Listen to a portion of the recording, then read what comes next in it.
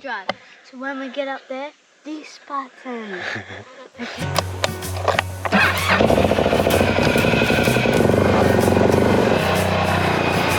Okay. Opie's giving me a lesson in quad bike riding. He doesn't know how to put in full drive. The new quad bike, if you're in full drive and then you turn it off and turn it back on, you're then in two-wheel drive, and I forgot and got bogged on the beach the other day. But g'day guys, welcome back to another episode. Welcome to season 9 of Wild Reaches. We're up in Gudang country today. This is my boy Opie. A lot of you have already met Opie in previous episodes, but this trip you're going to see him a lot. You're going to see my wife Mel and little Esme a lot, because we're up here in Gudang country, down into Angamuthi. We might go out to the islands, Torres Strait Islands, and meet a heap of people out there as well. And we're just here to spend a couple of months with the local families, learn more about this country we're walking on here, and do a bit of fishing, do a bit of hunting, and just explore really and learn. And today we're having trouble with the tinny, well not with the tinny but with the outboard, and Jared at Whitsunday Power Sports and Marine, I think they're called, down there in near Early Beach, has just posted up, within an hour of me finding the issue, he's posted up the new not throttle cable, the shift cable, the gear lever cable, airbagged that to us. So hopefully the boat's going to be back in action in the next couple of days. But because of that, we just found that out this morning, and because of that, Opie and I have jumped on the quad bike and we're trying to find the river to go for a fish and hopefully find some mud shell. But along the way we've found these apple trees. I'm pretty sure they're called cocky apples. I don't know what the Gudang people call them, I'll have to find out, but they are absolutely delicious, and they seem to be, this time of year coming into the wet season, they seem to be to be ripe. There's a couple of beauties up here, see how red they are? Oh yeah. Those back ones. Oh, I better get out of the way. Oh, close.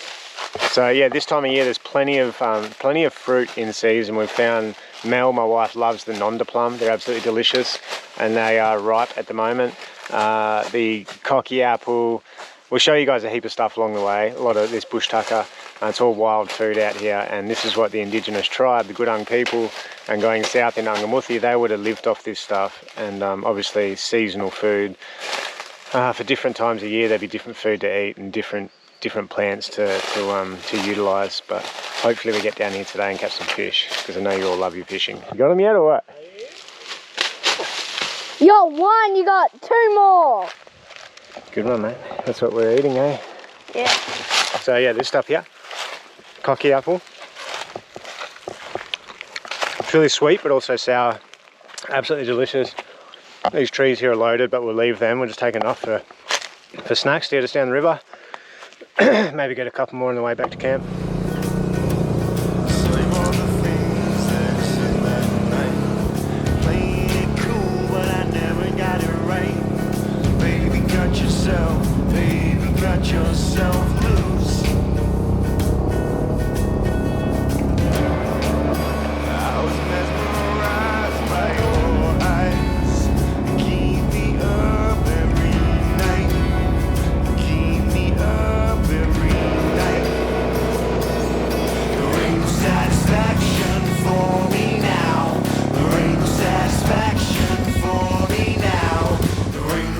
Alright guys, we've made it to the river. Look at this place. What do you think? So the plan now is, I don't have the drone with me. I've got it on charge back at the Land Cruiser. I meant to bring it, but I didn't. But the plan now is that'd be perfect to shoot the drone along the river here and scout for like a little creek or something to fish, because we're on foot. Creek. You think that's a creek up there? I reckon. I reckon we just park the bike in the shade and go for a walk, pick a direction, and find a creek to fish. Thank you. It's soft, hey? You get up here on the other side of me. Mud shell. Someone's been here eating mud shell. Look at all this. Mud shell. Yeah, we need some. Oh, mud shell. Look at that. There must be heaps here, buddy. So that means there's a little creek nearby, because those mud shell are always in the mangroves in the creek, and they're big ones too. Mangroves? I reckon that next point is a creek. I agree. Definitely. What did you think of the new bike? Still getting used to it. Did it go good? Rough but fast.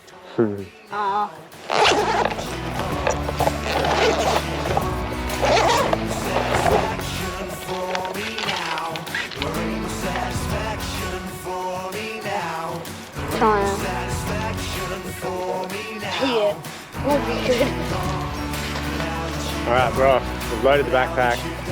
A little bit of food, like jerky, lures. Let's walk down here a bit, mate. It's too hot up there. And we're going to go find a creek. We've looked on the map and there's 3 little inlets up here, maybe a couple 100 metres apart. It's really high tide, so it's a bit sketchy for crocs, mate. Okay, so you got to stick with me. Keep your eyes on that water. And the mission... I don't have sunnies. Get it on your head. The mission is to get a little bit of food. Where? Get some food to take back to the girls back at camp, and then hopefully a couple of the boys, local fellas, who you've met in previous episodes, Robin and Tyrick, are going to come out tonight, and we'll do something fun tonight as well. And on the weekend we got Yeah, Anthony's coming out on the weekend. We might go make a spear and get some stingray, cook up marbus, or marbus is cooked stingray the traditional way.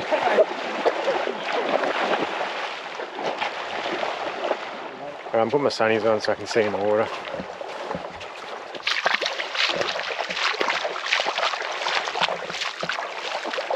And remember, the crocs don't have to be in the water, they could be up here and they'll come running out. Okay? Okay. What are you doing? You got to stop talking about me. Okay. Otherwise they will come. Did you hear that? Think about the crocodile will come. Let's think about mud crabs. We should have brought you a spear. Mud crab and... Oh, what was that? Looked like a little whiting. Mud crab, whiting and barra. Oh yeah. All them. Alright.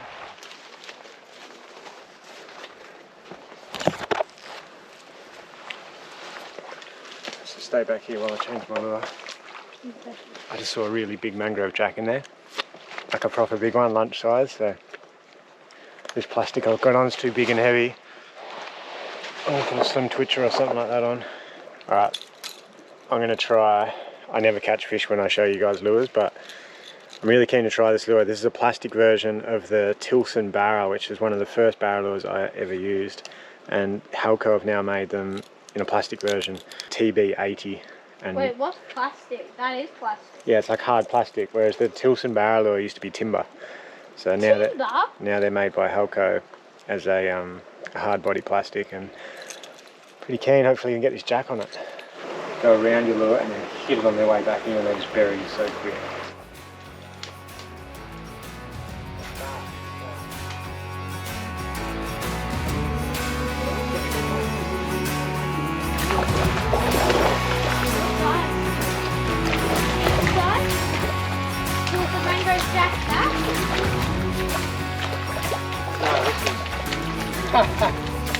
How's that for visual fishing?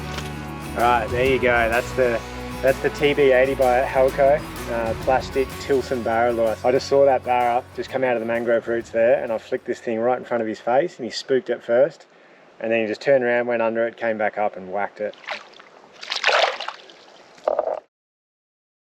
Mangrove jack and another barra right there. What? Right at our feet. There was a mangrove jack here and a barra just swam through. Can you get one through there, or is it a bit... That's it. Oh, did you see them? Yeah. 2 queenies, they're fast. There's all sorts in here. Nice. Twitch, down, twitch.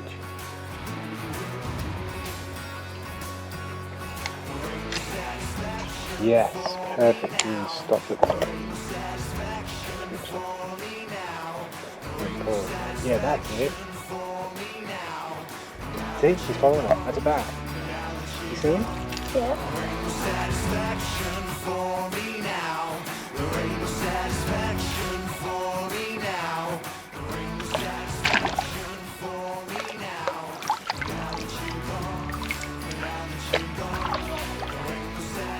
You just hang there, I'm sort of circling around. Look around you for mud shell.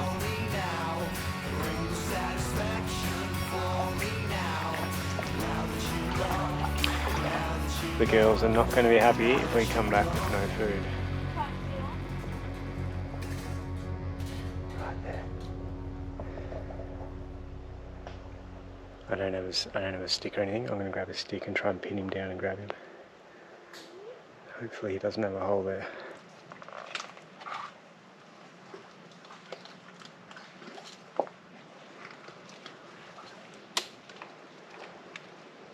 mud shell.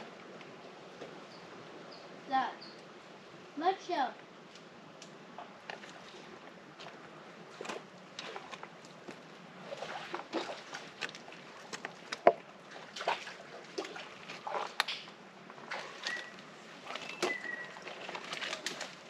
That's a muddy buddy.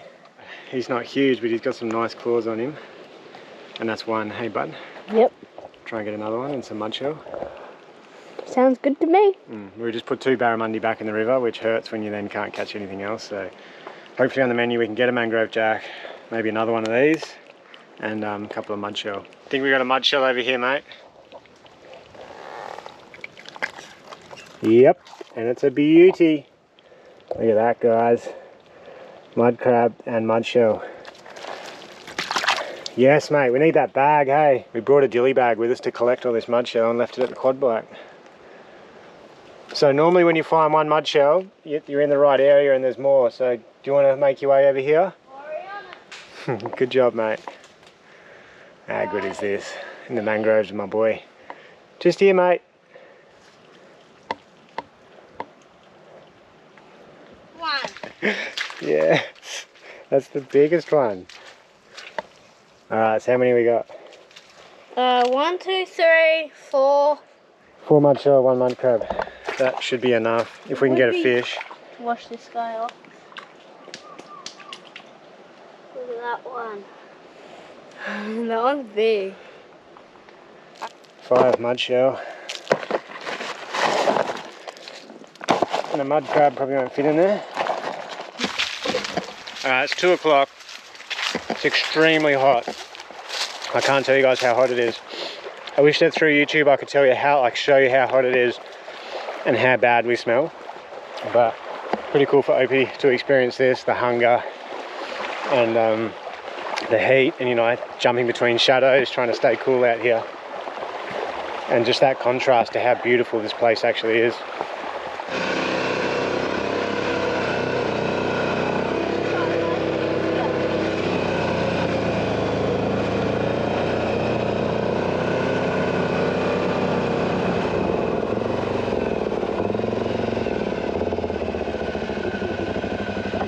Alright, so here, right up near the river mouth, we have this tree here.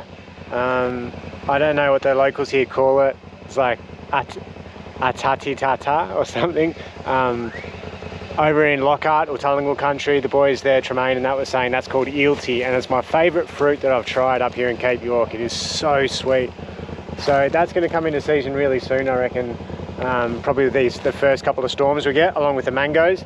And then this one here is a nonda plum. And hopefully if we look around on the floor we might find some of these nonda plum and I can show you.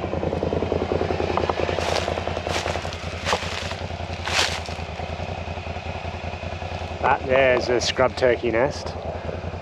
And you can see it looks like it's been dug up. So the locals, the Gudang people and Nungamuthi, they forage in here and collect eggs from the scrub chooks and eat them, which is something I haven't tried yet, but I'm always keen to try. I can't find any nonda plum, so I saw heaps on the way in here. We'll pull up somewhere on the way back to camp and I'll show you guys what a nonda plum looks like.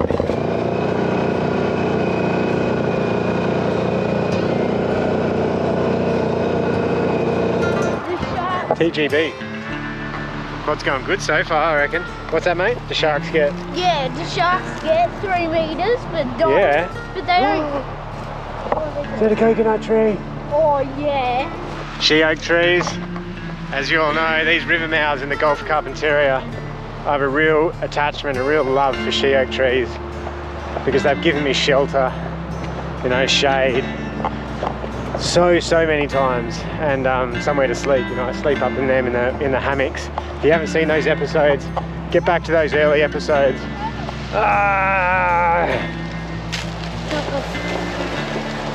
Okay, but okay. Ow!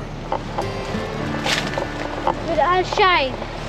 Yeah, it's a good bit of shade. I thought there was one in. There's only a couple seconds. Alright, we made it down to the mouth, and there's The sand just drops off here and it's nice and deep by the look of it. We've got an overhang tree and hopefully a few root, like a bit of root structure there. So I'm going to try something a bit deeper. Start with this Helco Laser Pro and then go to maybe soft plastics to get right down even deeper, maybe even vibes, and try and pull up fish, mangrove jack or something bigger for dinner tonight. Like that? Yeah, let it sink and then just jig it back up.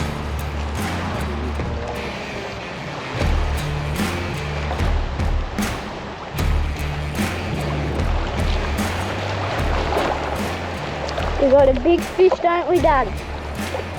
Proper big one. It just took it and peeled line. He's gone, I reckon he's gone down under like a ledge and there's a bit of an overhang of some kind of fallen tree. And I can feel the leader on the timber down there. So what are you gonna do? I think we just got to wait it out. Oh, here we go, here we go. What? Still hooked? Still hooked, I just got a little bit back. Oh, do you see it jump? No, that was a different one. Oh, dang it. Lucky, because I wasn't filming. Come on, fishy, fishy, fishy. At the moment, it's who's more patient, me or the fish. I think the fish is going to win that game.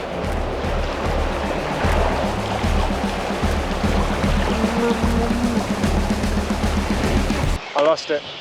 He was so quick, which makes me think it was a big jack.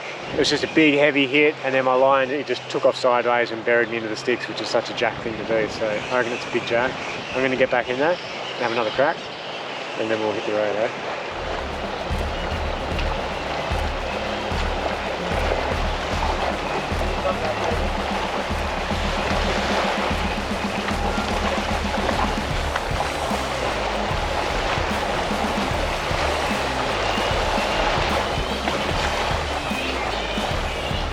You can see there's a bit of his belly as he goes up, but then when he comes down, he's just...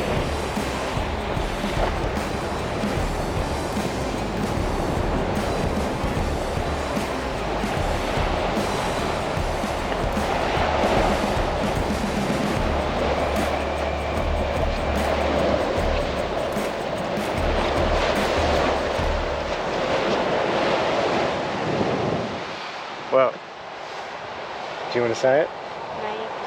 That's a wrap for another episode. I'm absolutely exhausted. It was a big day. Definitely. You did well, mate. Finding mud shell. Didn't catch any fish. Actually, we caught a couple of barra. I caught a couple of barra.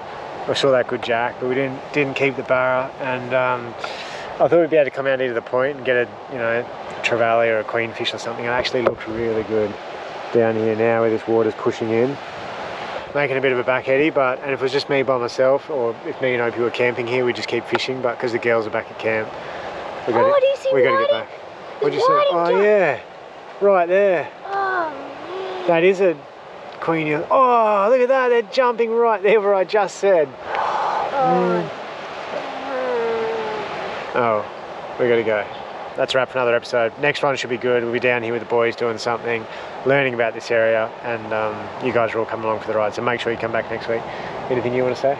Oh, we got fishing shirts. Oh, yeah. They might, by the time you guys are watching this, they'll be in stock, and I'll put up a picture right now. We got our fishing shirts with Nikki from Injeraba has done the designs on there, some indigenous prints down the arm of the turtle and the dugong and the flathead and the mud crab. So make sure you jump on wildreaches.com, grab yourself a shirt, and yeah, we'll see you all next week.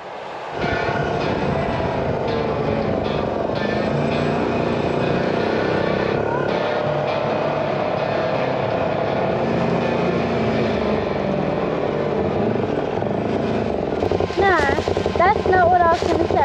I was going to say we could ask them if they have a motor.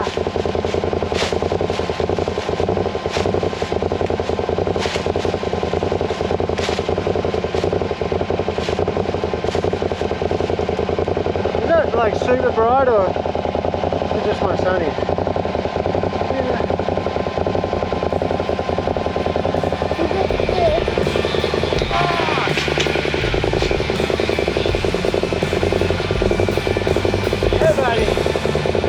Bring it in here, Mel, while we're gone, made a damper. Look how good that thing looks. In the air fryer. which I didn't think was possible. Now the air fryer we picked up in town in Bamaga the other day, and we're able to power it with the new Shervy power system in the back of the 79 series. 300 amp hour of power in the back, and the inverter, big 3 kVA inverter on the other side there, which powers everything and is able to make damper, which is super exciting in the air fryer. It would have, oh, it smells so good. I know, right? That's awesome. So we got damper, mud crab, mud shell, and we just got a heap of cocky apple on the way home.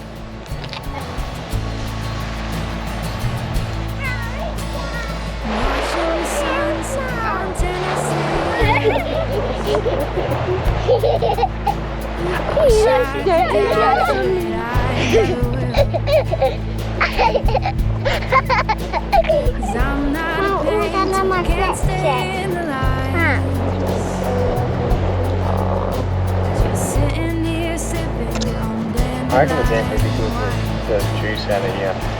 So the best part about the mud shell is the broth. It's like a fish broth inside the shell. I'm gonna go mud crab. Oh, look how red he is. Fish. I'm hungry, Dad.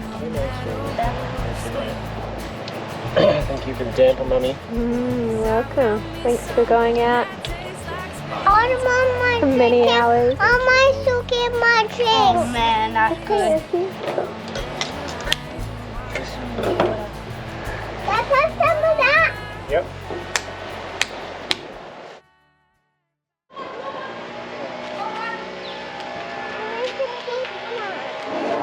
Good morning, engineer. Good morning, Nathan. How are you all today? Good. That's good. I heard a few of you say Nathan, so you know who I am? Yeah. Wild creatures. Wild Reaches, that's right. Yeah. No. Hey, chapel.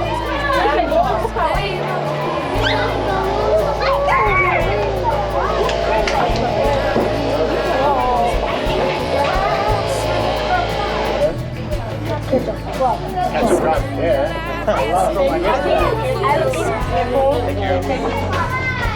Thank you.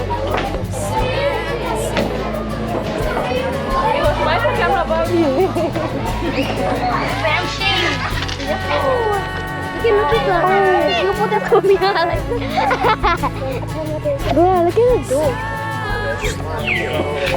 Angie.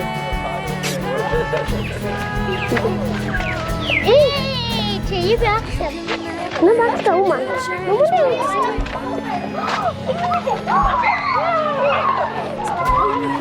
Contact me.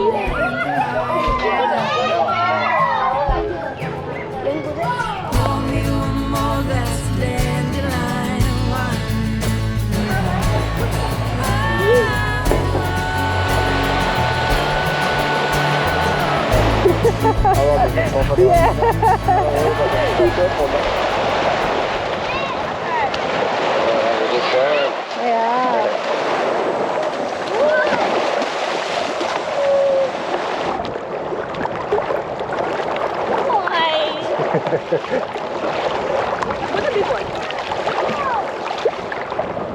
That's a roof for that one. That's a cracker, eh? That's a big one, eh? Holy hell!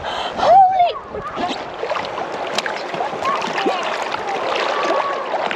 When you bleed them, it stays fresh, see? Yeah. They're happy with mullet, especially the oldies, because they like to boil it. Yeah, okay. Yeah. Make that broth up. Yeah. Yeah, when I showed those sheep on from Melbourne, they loved it. They stood here all day to cook all that mullet, man. They loved it. And what's your best way to cook it? What do you think? I like it on an open fire, because then you can peel the skin back and the fat melts out.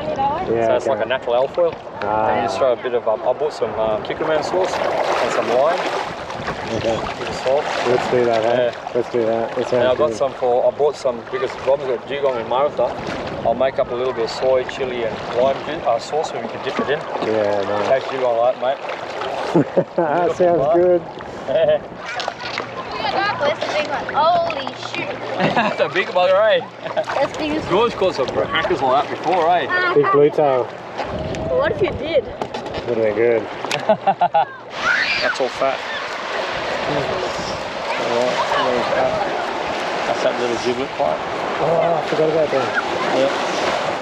And so you're just scaling the bottom part, eh? Yeah. And I just go up. Just get him up.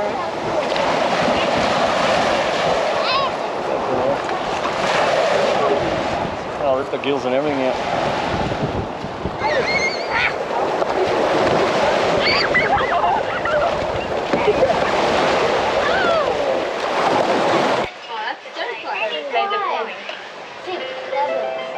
Another party last night. No, well I thought it was last night, but it's tonight. So Anthony's saying these are going into town for a few of the older people. Yeah, a few old people in there that most probably boil that up because the soup or broth. Yeah, like we were saying, when we cooked and all that yellow came out, it's all fat, which is what you're going for. Usually they put a little bit of water on the fish, and they'll throw a bit of ginger, salt and onion. Nice. Boil it on high. As soon as it starts boiling, you drop that temp down and let it boil really slowly. You see the fish, you just take all the broth out of it. Alright, and then what are you cooking with this? Yep, look at this stove. That's just, because we left the scaler, like I said before, that helps insulate the meat. That's the barrier between that and the fire. Yeah. And it acts like an alfoil. That seals all the fat inside of it. So when you peel that back, you'll notice that oil is just infused in all the meat then. It infuses in all the meat. So when you go to eat it, the meat's not dry. Oh, we got up now. So pour me one more glass of Yeah, so I suppose ones with eggs, like she's going to be fat.